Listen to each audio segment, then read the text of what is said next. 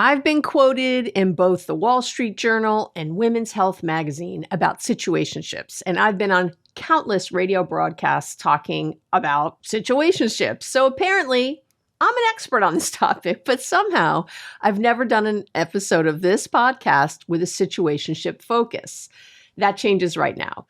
Today, you'll learn why you can't leave, what your brain and your attachment history have to do with it, and what you need to start doing differently so you can be happy in your life. So stay tuned. Glad to have you back here on the podcast. And yes, apparently, it's so funny. So many people have asked me about situationships in different ways. And again, I've been interviewed for major publications and on different radio shows, even in Canada. And somehow, here I am, never in 8 years, never having talked about it here on the episode. So we're going to get right into it. It's going to be really good stuff today. So what is a situationship and why does it hurt so much? Let's start there. You can't leave a situationship easily because your brain has formed a real attachment bond. And attachment bonds, they don't care whether there was a label calling you a girlfriend or a boyfriend or whatever. That's the short answer. And now I'm going to give you the longer one because you know me. I'm always going to give you the long answer. A situationship is a romantic relationship that has emotional connection and physical intimacy, but lacks commitment, lacks a clear label. And the term was first used in 2017 it was like a Cosmopolitan article. I'll link to it. But but let's be real. This experience has been around forever. What's new is that researchers are finally studying it. And what they're finding is, I think, really validating. And I looked at so much research for today's episode. And as always, whenever I talk about the research or the free downloads, which I have a great one for today or whatever, you can find all of that below the video if you're watching on YouTube and or on my website, abbymetcalf.com. Find this episode. All the goodies are there. So if you want to look at everything yourself, you're welcome to. So I saw a 2024 study, and it was published in Sexuality and Culture, that journal. And it was by family scientist Mickey Langlace and his colleagues. And they found that when it comes to affection, communication, and physical intimacy, situationships don't actually differ from committed relationships. Yeah. The only thing missing, commitment. So your brain isn't confused. It's accurately reading a real bond. The problem isn't your perception. It's the gap between what you're experiencing emotionally and what's actually being offered. So it's no wonder you can't just walk away. You're not being, dramatic or needy or something. You're responding to a real attachment in a situation designed to keep you just uncertain enough to stay. And this isn't to say that whoever is the other side of a situationship, this is again mostly women that I talk to who are in them, who identify as being in them and not liking it, I should say, as opposed to men. But I've definitely met men over the years who are in situationships and not happy about the state of affairs. So pun intended? No pun intended? I don't know. But anyway, okay. So why does the uncertainty make you more hooked and not less hooked, right? This is the part most people don't know. And it's probably, I think, the most important thing I'm going to say today. So drum roll on my desk. Your brain's reward system doesn't respond most powerfully to consistent love. I'm going to say that again. Your brain's reward system does not respond the most powerfully, the most connectedly to consistent love, as sick as that sounds. It responds most powerfully to unpredictable love. And this is called intermittent reinforcement. You've probably heard about it before. It's a concept very famously developed by B.F. Skinner in the 1950s. I'll link to it.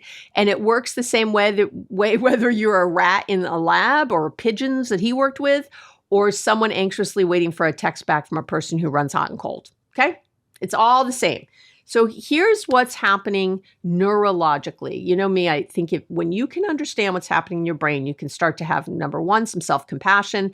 Number two, an explanation, not an excuse. You're still going to have to do the actions, and I'm going to help you with that today. But it's really nice to have an explanation so that you can have that self-compassion and move from that place, not from beating yourself up, because we don't, that doesn't work. As you already know, I'm sure all your friends have yelled at you and you've already beaten yourself up and you haven't done anything about it. So why don't we try something different today? Okay. So here's what's happening neurologically. Dopamine, which we talk about a lot, it's a neurotransmitter and a hormone, depending on where it is, if it's in your brain, it's a neurotransmitter. If it's acting in your body, it's a hormone. Dopamine is your brain, we're talking about primary motivational chemical, if you want to look at it that way. That's what it is. And it flows more readily when rewards are unpredictable. I'm going to say that again. Your dopamine, your brain's primary motivational chemical, flows more readily, easily, when rewards are unpredictable than when they're consistent. When they're warm and present, your brain releases dopamine. When they pull back, your brain starts anticipating the next hit. And when they finally come around again, the relief triggers an even bigger surge of dopamine. And that moment when they finally text or say something that feels like, almost a commitment, that's a genuine neurochemical event. You're not overreacting to nothing, okay? You're not. Think about a slot machine. If every pull of the handle paid out, you'd get bored fast. I'm not saying you wouldn't like getting money all the time, but trust me, you would actually get bored fast. They've done this, and people do. They sort of stop. But if it paid randomly, which is how slot machines work, sometimes nothing, sometimes a little, sometimes a jackpot, you can't walk away. That's what slot machines are built on, intermittent reinforcement. Otherwise, they would just give you, every time you put something in, maybe you'd get a little something or whatever. They wouldn't work really. And if they never gave anything, then they wouldn't work. But the intermittent reinforcement, the sometimes getting a jackpot, sometimes a little, sometimes nothing, that's what keeps you hooked. Again, it's not like a character flaw. I talk to too many people who think they have a character flaw because they're going back to these situationships. It's exactly how your brain is designed. It's how it's wired. The hot and cold, the closeness followed by distance, the good weeks, the confusing weeks. The research shows that all of that deepens your attachment rather than weakening it. Okay? I know. It's so crazy. So I feel like I'm going to sneeze. Sorry. Look, I'm sneezing, blowing my nose. We're not cutting it out. Okay? This is real life. Real life is I can sneeze sometimes. Okay.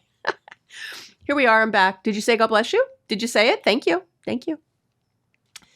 So this is one of the main reasons people stay in abusive relationships. Your brain gets conditioned to keep trying, to keep hoping, to keep waiting for that next reward. And the longer it's gone on, the stronger that conditioning becomes. I know people have been in situationships for a long time. This is also why the person you're least sure about is often the one you think the most about. It's not a sign that they're right for you. That's what happens, though. People will say to me, oh, but it must mean something. I think about him all the time. No, sweetie. No, my baby. No, it's not a sign that they're the right person for you. It's a sign your dopamine system is very, very busy. That's all it's a sign of. That is all it's a sign of. Okay. What does your attachment history have to do with it? Let's talk about attachment right now. I've talked about attachment theory quite a bit, right? And I will link to previous episodes. I just did a 3-episode arc on avoidant and anxious attachment, and I've done ones on just, how your childhood attachment explains your adult relationships, all that. But I'm going to give you a quick version here because it's directly relevant, okay? So attachment theory was originally developed by John Bowlby. Again, I'll link to everything. And I'm just going to say this. It says, the attachment theory says that the patterns we learned about love, about closeness and availability in our earliest relationships, that like with our parents, caregivers, coach, whoever were our earliest relationships, that those became the template that our brain uses to interpret every romantic relationship we have as an adult. Every friendship too, by the way, but every relationship we have as an adult. And we're talking about romance today. So if you grew up with caregivers who were inconsistently available, sometimes warm and connected, sometimes emotionally distant or checked out, your nervous system probably learned that love and uncertainty go together. Yeah, it learned that closeness means sort of bracing for withdrawal, that you have to keep working, stay patient, keep proving yourself to be chosen. Yeah. Does that sound familiar? Because that's the exact emotional texture of a situationship. So, and research on anxious attachment, which again I've covered previously, shows that if you have an anxious attachment style, you're especially vulnerable to intermittent reinforcement because the push-pull dynamic really matches what your nervous system already recognizes as love. And so it's not to say that if you're an avoidant, you won't get into a situationship, but it's more rare, believe it or not. It's usually an anxious attachment. For those people, stability can feel suspicious and consistency can feel boring, even a little threatening. But someone who keeps you slightly on edge, slightly uncertain, woohoo, that registers as familiar. And familiar feels like home, even when home wasn't actually safe. Excuse me. I know. Yeah, I'm coughing. I'm sneezing at you. I feel okay. I think it's allergies. Okay. So, and here's something I want to name directly. If this is a pattern for you, if you find yourself in sort of one ambiguous relationship after another, that's worth exploring with a therapist. Not because, again, you're not broken, but because the pattern really runs deep and having support to unpack them is really one of the most effective things you can do. A good therapist can help you see what's driving it in a way I think that's really hard to do on your own. But I will also say this, if you can't access therapy for some reason, either there's no therapist where you are, you don't believe in therapy, you don't have money for it, whatever, I'm going to really highly suggest you get today's Therapy to Go bundle, and I'll talk about that at the end. Okay. But I just want to say this, like that listening today, get the free download for sure. I know it can be really helpful, all of this, but if you're still stuck, you need to do a little more work. And I'm here to help you. Therapists are here to help you. Like we want to get you where you need to go. All right. So why is it so hard to just ask for what you want? I always try to like sort of have my bullet points for what I'm going to talk about as what are the natural next questions? I always think like, what is the natural next question? One of my clients asked me. So, you probably know what you want. You want commitment, you want clarity, to stop feeling like you're auditioning for a role that never officially gets cast, right? So why haven't you said so? Now, so there's the obvious fear, what if you bring it up and they say no? At least right now you have something, right? This is loss aversion at work. Your brain calculating that definitely losing this person feels worse than staying in ambiguity, even though long-term that you suffer more, but we won't go there right now. But, because ambiguity is its own kind of loss. It's slower, it's quieter, but it's going to eat at the foundation worse than just about anything. There's also the hope. I know you have it that it'll naturally evolve on its own. You tell yourself you're being patient. But I'll tell you this, the research that I mentioned earlier by Langless, that research found that situationships rarely move into committed relationships without something actively changing, like you saying something. The default trajectory of a situationship is stagnation, not deepening, not turning into something else. So I just want to be really clear from the research, and you already know it's true. But underneath both of those things, there are usually, I find when I talk to my clients, two deeper fears that drive the whole thing. And until you name them, they're going to keep running stuff. They're going to keep running the show. So the first, I think, it's a fear of being alone. And I did a whole episode on this not long ago. I will link to it on why it's so hard to be alone and how to stop being so afraid of it, but that's separate. And not just fear of losing this person specifically, but fear of what comes after. You start, the empty evenings, the dinners by yourself, telling your friends, the weekends stretching out in front of you with nothing exciting, that you're going to see the person, no butterflies. The feeling that everyone else has this figured out somehow and you're behind. You're not. For a lot of people, a situationship, as painful as it is, still feels like company, still feels like someone is there. And the thought of having genuinely nothing feels worse than having almost something. That fear is real, and it's worth naming honestly, because it's probably doing more to keep you in this than the actual person is. I'll tell you that right now. Right now. Mostly because I know, because as soon as someone else does show up, if they do, the person I'm working with usually leaves that situationship. So it wasn't the person. It was just having someone, right? And I don't want you to be a trapeze artist, not letting go of one thing until you have another. It's okay to be alone. But the second fear I see a lot is self-worth. And this might be harder to sit with. I say with love. Let's be direct about it. Someone who genuinely believes they deserve to be fully chosen doesn't stay in a situation where they're not being chosen. I'm not even going to repeat that. Right? So what are you telling yourself underneath all of this? What do you believe you deserve? For a lot of people in situationships, there's this quiet belief that asking for a real commitment is asking for too much, that wanting to be someone's actual partner is somehow too much to ask, presumptuous, that you should be grateful for what you have rather than asking for what you really need. And that belief didn't come from nowhere. It has roots in how you were treated growing up. It has roots in past relationships where you were rejected or left. Or really years of having your needs minimized or dismissed. That's where it lives. And your sense of self-worth is the thing that will ultimately determine whether you can hold out for something real. Okay?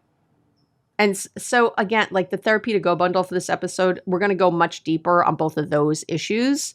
But here are two things you can start doing right now. You know me, I'm going to give it away. I'm going to tell you what to do. I'm going to offer you things to go deeper, but I'm always going to tell you right here what to do. So I'm going to give you a lot of tips today, but here's 2 tips for this specifically, and then we'll get into the action plan. Tip 1 is you need to challenge the story you're telling yourself about being alone. When the fear of being alone shows up, don't just feel it. Examine it. Ask yourself, what do I actually believe will happen if I'm on my own for a while? Most people, when they slow down enough to really look at that question, find some kind of catastrophic story that doesn't hold up. Being alone isn't the same as being unwanted. It's not permanent, and it's almost always better than being in a situation that's slowly eroding your sense of self. The fear of being alone is real, but it's not a reliable, how do I want to say this? It's not a reliable guide to what you should do. So let's start there. Tip number 2 I'm going to give you right now is to start treating yourself the way you treat a friend in the same situation.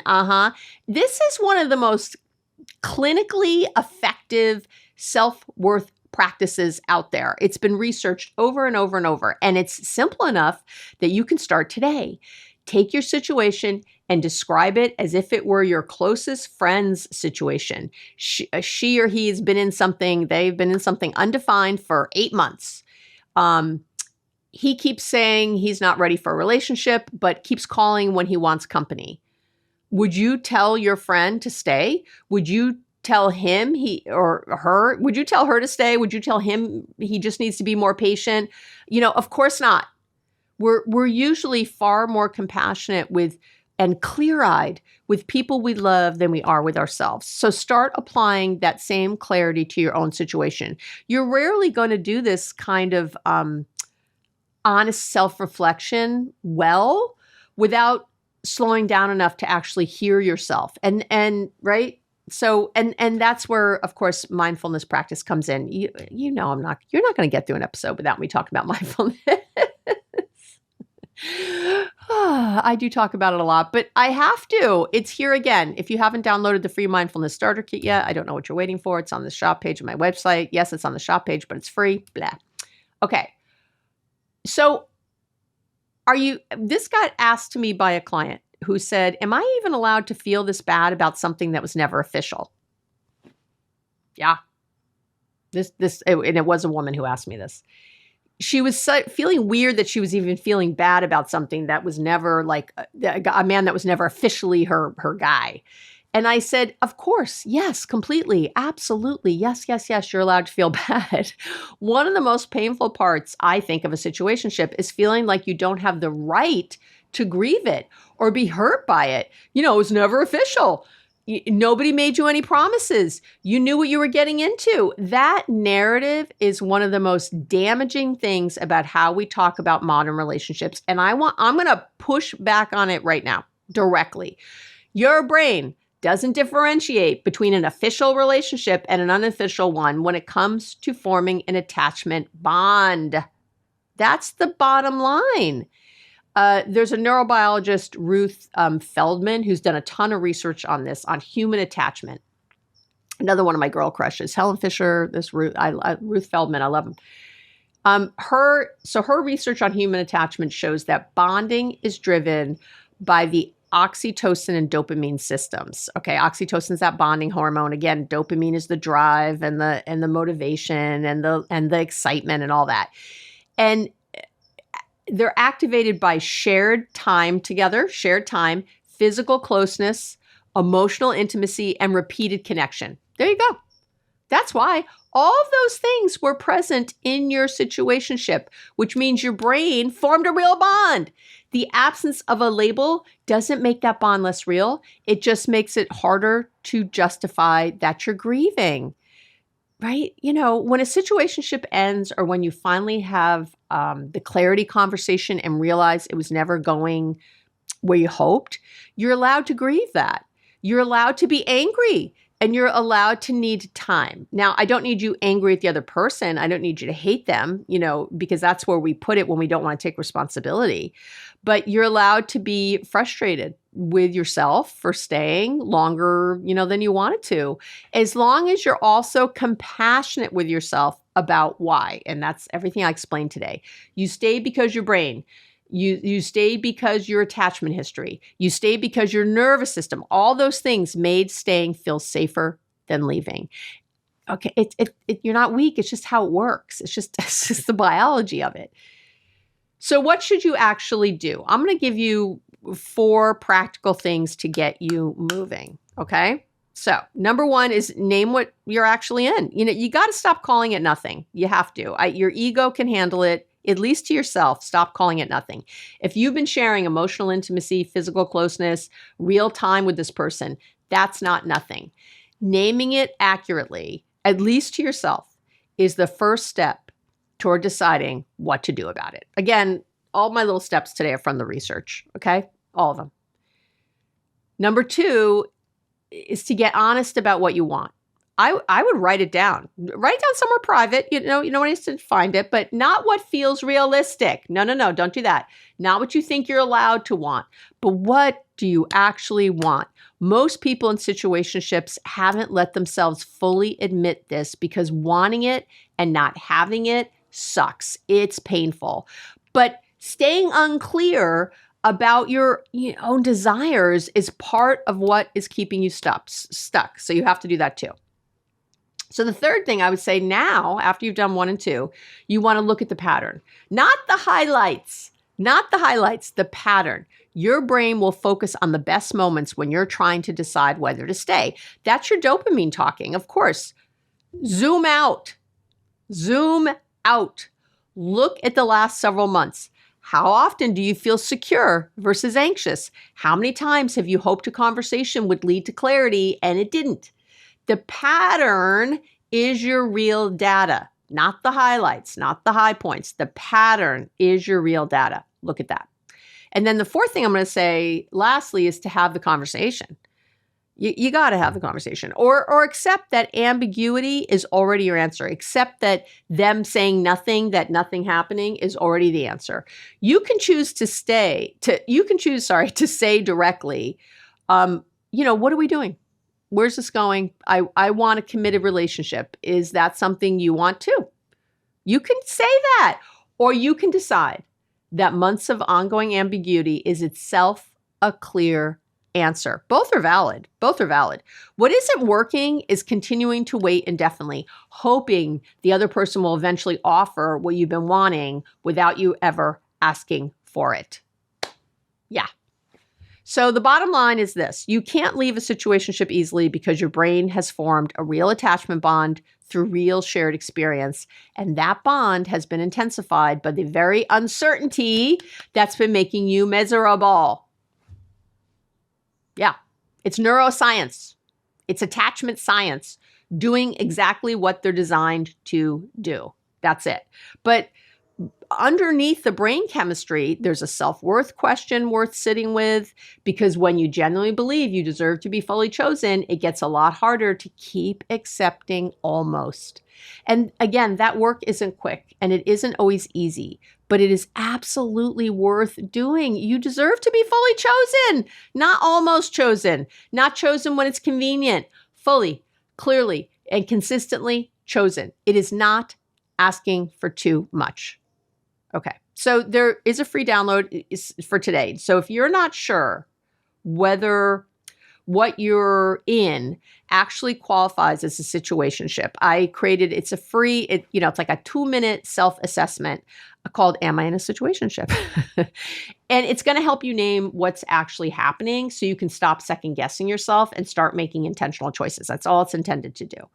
And as I said earlier, if this is something you've been in time and again, or if this is something you've tried to leave and haven't been able to, or just don't even know, it just feels like too much, I create Therapy to Go. Isn't that a cute little name? I call them Therapy to Go bundles for each episode. And by the way, even if you're in therapy, this can be a great thing to download and bring to therapy.